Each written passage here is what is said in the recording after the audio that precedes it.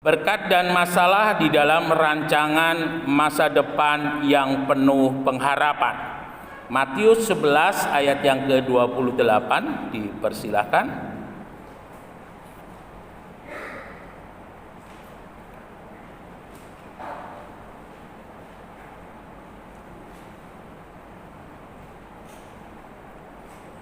Matius 11 ayat 28. Marilah kepadaku semua yang letih lesu dan berbeban berat, aku akan memberi kelegaan kepadamu. Ya, terima kasih. Dalam terjemahan bahasa Indonesia masa kini dikatakan, datanglah kepadaku kamu semua yang lelah dan merasakan beratnya beban, aku akan menyegarkan kamu.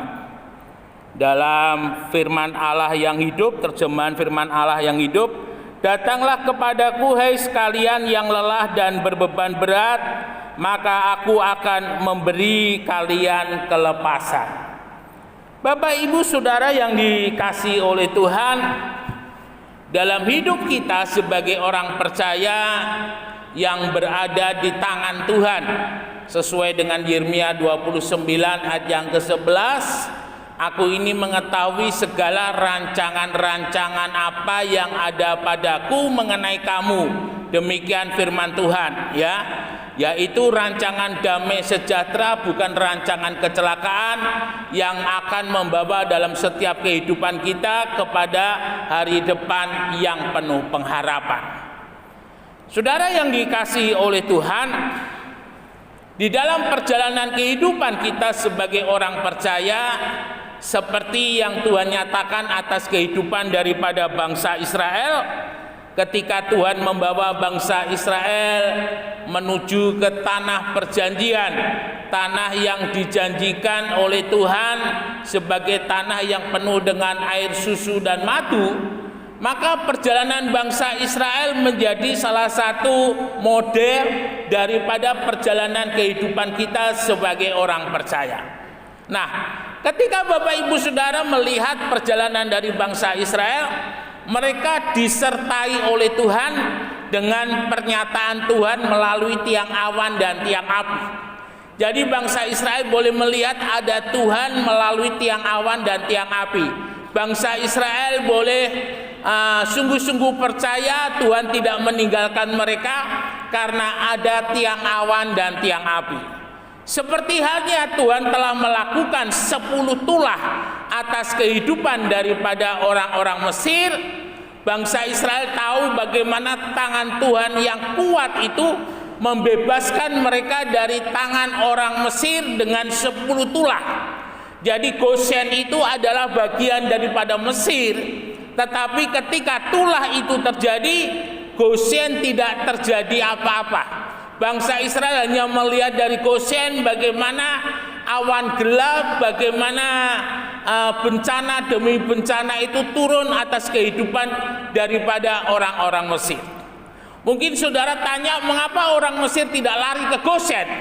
Karena bagi orang Mesir, lari ke Goshen itu seperti kasta Brahmana menuju ke kasta Sudra. Jadi sesuatu hal yang tidak mungkin. Karena pekerjaan orang Israel itu adalah sebagai pengembala, dan gembala itu bagi orang Mesir itu adalah pekerjaan yang paling rendah. Sehingga bangsa Israel terbebas dari 10 tulah yang Tuhan nyatakan atas kehidupan daripada orang Mesir. Bapak Ibu Saudara yang dikasihi oleh Tuhan, sebenarnya apa yang sudah bangsa Israel lihat terhadap yang Tuhan kerjakan atas orang Mesir, bangsa Israel sudah tahu bagaimana Tuhan yang akan membawa mereka keluar dari Mesir.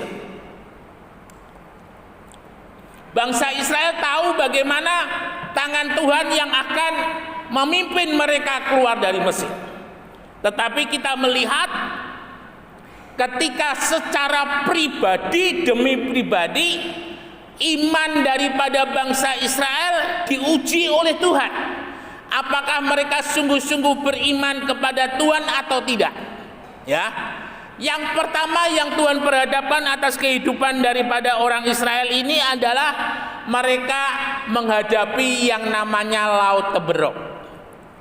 Tuhan tidak membawa bangsa Israel pergi tanpa melewati Laut Teberok. Jadi kalau saudara melihat sekarang dari Mesir menuju ke Israel itu begitu dekat. Tetapi pada masa itu dan sesuai dengan penemuan yang ada baru-baru ini, bahwa bangsa Israel oleh Tuhan dari Mesir itu dibawa ke tanah Arab, baru kemudian sampai ke Yordania, baru kemudian sampai ke Yeriko. Nah, saudara yang dikasih oleh Tuhan, bukan tanpa maksud ternyata Tuhan membawa bangsa Israel keluar dari Mesir menuju ke tanah perjanjian dengan melewati jalan yang sedemikian. Karena Tuhan mau sebenarnya ketika bangsa Israel diam di tanah yang dijanjikan oleh Tuhan, mereka menjadi satu bangsa yang mempunyai iman kepada Tuhan, menjadi satu bangsa yang sungguh-sungguh menjadikan Tuhan itu sebagai raja atas hidup mereka. Dan Bapak Ibu Saudara tahu bahwa di dalam masa-masa dari kitab Yosua lalu kemudian Hakim-Hakim, sebelum sampai kepada 1 Samuel, 2 Samuel, kemudian raja-raja, maka pemerintahan dari bangsa Israel itu disebut sebagai pemerintahan teokrasi, ya. Teokrasi itu dari kata teos dan krasi, ya, demokrasi. Nah, bahwa di dalam pemerintahan yang ada pada waktu itu, Tuhan sebagai pemimpin, Tuhan sebagai kepala atas kehidupan daripada bangsa Israel. Dan untuk adanya sebuah relasi, ada sebuah hubungan antara Tuhan dengan umatnya, maka di sana ada sebuah hal yang memang Tuhan ajar di dalam kehidupan daripada bangsa Israel untuk mempercayai Tuhan. Tanpa mempercayai Tuhan, maka kuasa Tuhan tidak akan bekerja. Tanpa mempercayai Tuhan tidak ada mujizat. Tanpa mempercayai Tuhan tidak ada hal-hal yang luar biasa yang akan dinikmati oleh bangsa Israel. Sehingga Tuhan mau mengajar di padang gurun. Sebenarnya hanya 40 hari sampai mereka masuk di perbatasan dengan tanah perjanjian, tetapi akhirnya oleh karena kedegilan dan kekerasan hati bangsa Israel, mereka dibawa 40 tahun berputar di padang gurun sampai mereka yang keluar dari Mesir itu mati semua. Nah, Bapak Ibu Saudara yang dikasihi oleh Tuhan, hal yang pertama yang Tuhan bawa dalam kehidupan daripada bangsa Israel, mereka diperhadapkan dengan yang namanya Laut Teberok. Belum sempat mereka menyeberang atau mereka memikirkan bagaimana caranya untuk boleh menyeberang laut. Dari jauh mereka sudah melihat orang-orang Mesir mengejar mereka. Jadi kalau boleh saya katakan, bangsa Israel ada di jalan yang buntu. Bangsa Israel ada di jalan yang tidak, di mana mereka maju tidak bisa, mundur tidak bisa. Saudara yang dikasihi oleh Tuhan, kadang Tuhan izinkan dalam kehidupan kita mengalami hal yang demikian, di mana dalam satu masalah dan persoalan Tuhan izinkan kita menghadapi yang namanya jalan buntu. Kita tidak tahu bagaimana kita harus maju, kita tidak tahu bagaimana kita harus mundur. Kalau maju masuk ke laut mati, kalau bertahan atau mundur maka akan menjadi budaknya orang Mesir. Bahkan mungkin lebih buruk lagi keadaannya. Saudara yang dikasihi oleh Tuhan, kita harus sadar yang dipikirkan oleh manusia itu sebatas yang dilihat. Yang dipikirkan oleh manusia itu sebatas yang dia mengerti. Sementara Allah itu di luar batas kemampuan berpikirnya manusia, di luar batas kemampuan daripada manusia.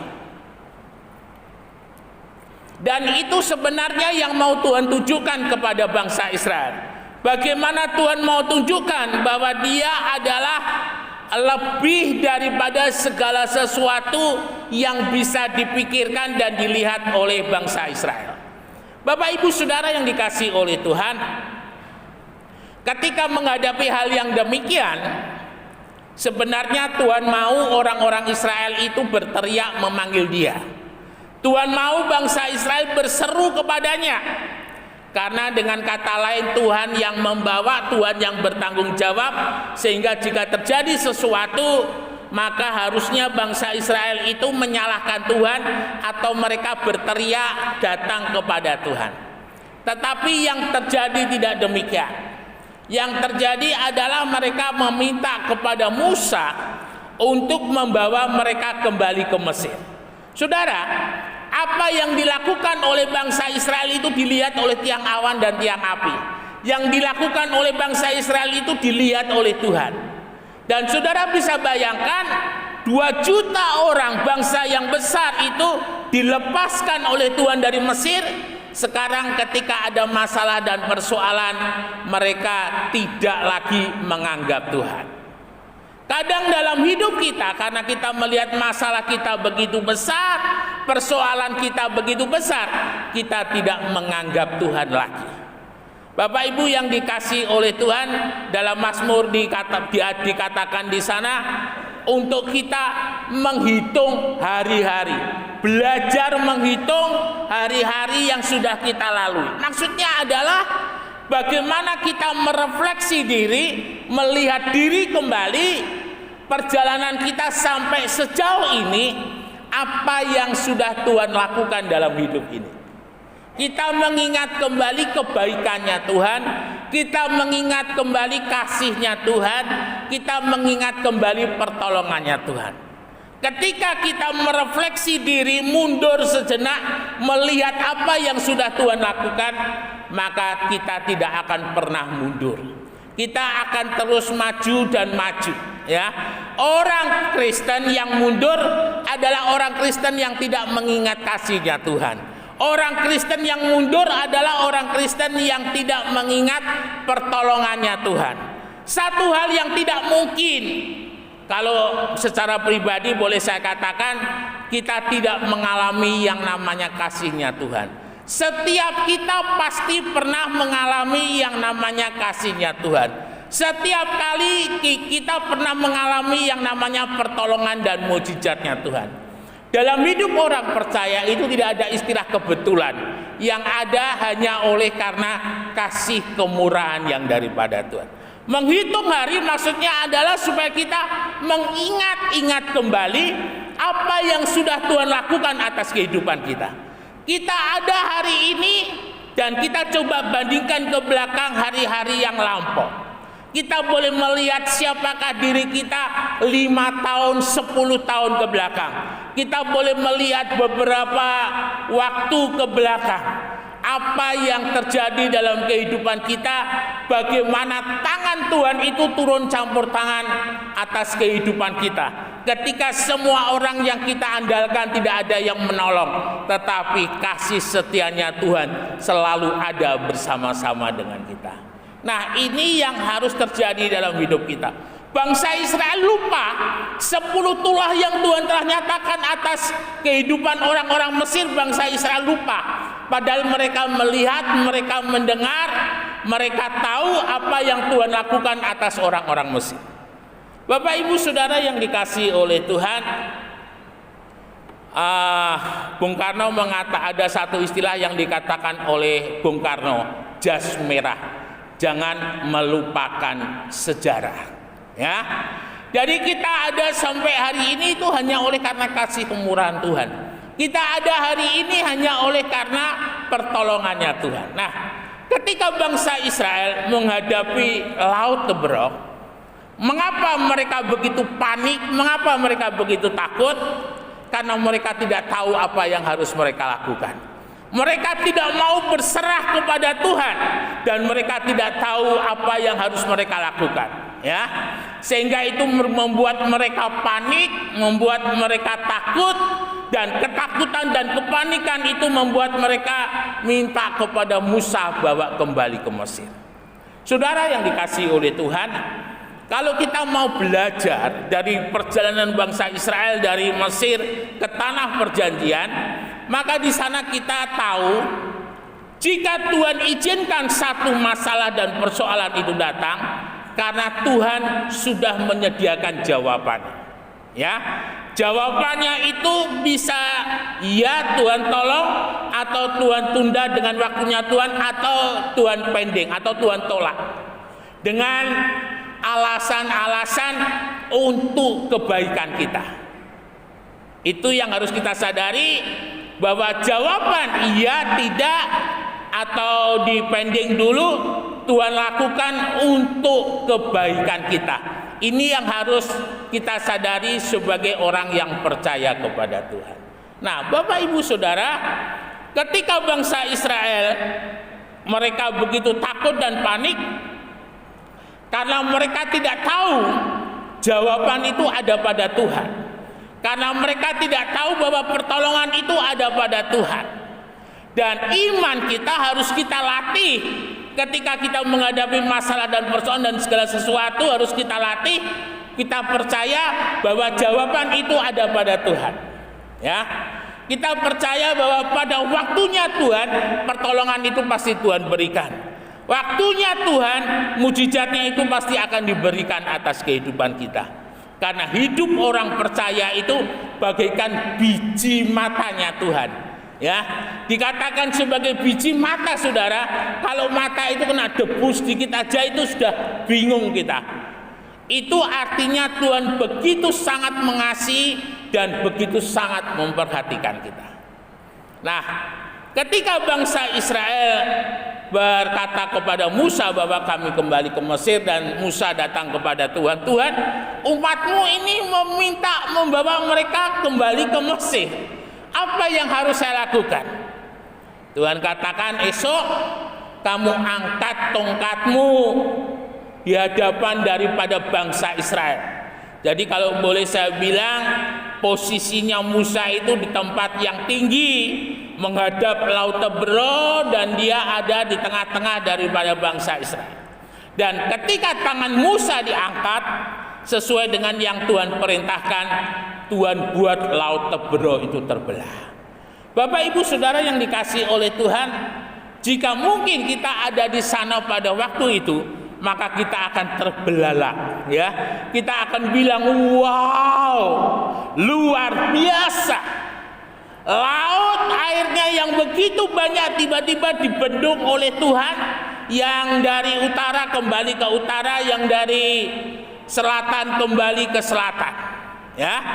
Dan akhirnya ada di tengah-tengah itu, entah tidak disebut berapa meter, tetapi saya yakin bisa jadi mungkin antara 20 atau mungkin lebih, ya, mungkin 100 meter, mungkin lebih, mungkin itu menjadi tanah yang kering. Dan bangsa Israel 2 juta orang itu melewati tanah yang kering itu dengan bergegas, yang dikatakan oleh firman Tuhan. Bapak Ibu Saudara yang dikasihi oleh Tuhan, kadang dalam hidup kita sebagai orang percaya, Tuhan izinkan untuk kita boleh menghadapi masalah dan persoalan. Supaya apa? Supaya iman kita bangun, ya. Karena berkat itu bisa membuat orang percaya terlena. Karena berkat itu bisa membuat orang percaya itu lupa. Ini semua hanya oleh karena kasih kemurahan Tuhan.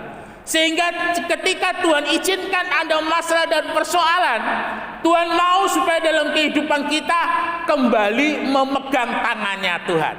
Jika mungkin selama ini kita tidak lagi memegang tangannya Tuhan, tetapi kita memegang hikmat kita, memegang kekuatan kita, sehingga kalau boleh saya katakan kita mulai berjalan menjauh daripada Tuhan. Tuhan tidak mau seperti itu. Yang Tuhan mau, semakin Tuhan berkati, semakin kita dekat. Semakin Tuhan berkati, semakin kita mengasihi. Semakin Tuhan berkati, semakin kita sungguh-sungguh. Itu maunya Tuhan. Sehingga Bapak Ibu Saudara, ketika di tengah-tengah berkat yang melimpah atas kehidupan kita, ada sesuatu yang terjadi, ingat baik-baik. Tuhan sayang kita. Tuhan mengasihi kita. Tuhan mau supaya kita jangan melepaskan pegangan tangan kita dari Tuhan. Tuhan mau supaya pengharapan iman kita tetap kepada Tuhan. Dan jika pagi hari ini sesuatu hal terjadi dalam kehidupan saudara, jangan jauh dari Tuhan. Kembali kepada Tuhan. Siapa tahu itu sebagai sebuah peringatan daripada Tuhan untuk kita boleh terus memegang tangannya Tuhan. Atau siapa tahu Tuhan izinkan terjadi untuk menaikkan level hidup kita.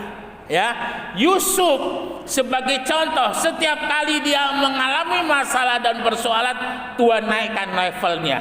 Dari budak menjadi kepala rumah tangga, kemudian mendapat masalah, difitnah, masuk di penjara, menjadi wakil kepala penjara. Lalu dari sana Tuhan angkat menjadi orang kedua di Mesir. Jadi masalah dan persoalan itu yang pertama untuk mengingat supaya kita jangan melupakan Tuhan. Yang kedua, Tuhan mau menaikkan level dalam kehidupan kita. Ya, antara berkat dan masalah, dua hal yang Tuhan izinkan terjadi untuk membawa dalam setiap kehidupan kita kepada masa depan yang penuh pengharapan. Ini yang harus Bapak Ibu Saudara sadari. Jadi ketika ada masalah, ada berkat, mengucap syukur. Ketika ada masalah juga mengucap syukur. Dan kita boleh ingat kasih-Nya Tuhan. Kita kembali pegang tangannya Tuhan. Ya, ketika saudara lari kepada Tuhan, memegang tangannya Tuhan, seperti yang sudah terjadi di waktu-waktu yang lalu, kita akan melihat penyertaan Tuhan tidak pernah meninggalkan kita. Tuhan tetap selalu ada dalam setiap musim kehidupan kita. Tuhan ada menyertai bangsa Israel ketika melewati Laut Teberau. Tuhan ada menyertai bangsa Israel ketika mereka ada di padang gurun, dan Tuhan selalu ada menyertai sampai membawa mereka masuk ke tanah perjanjian. Nah, ini yang Tuhan janjikan dalam kehidupan kita. Jadi ketika ada masalah dan persoalan, jangan jauh dari Tuhan. Tetapi justru jadikan masalah persoalan itu sebagai momen untuk kita kembali mengingat kebaikannya Tuhan. Untuk kita boleh kembali mengasah iman kita, mengasah kepekaan iman kita, menguatkan iman kita, bahwa kita selalu butuh Tuhan dan tetap butuh Tuhan dalam segala keadaan dan situasi. Karena Tuhan yang memegang kendali atas kehidupan kita. Teruslah berjalan bersama-sama Tuhan, dan setiap kehidupan kita boleh sampai kepada masa depan yang penuh dengan pengharapan. Immanuel, Tuhan Yesus memberkati, beri kemuliaan bagi nama Tuhan.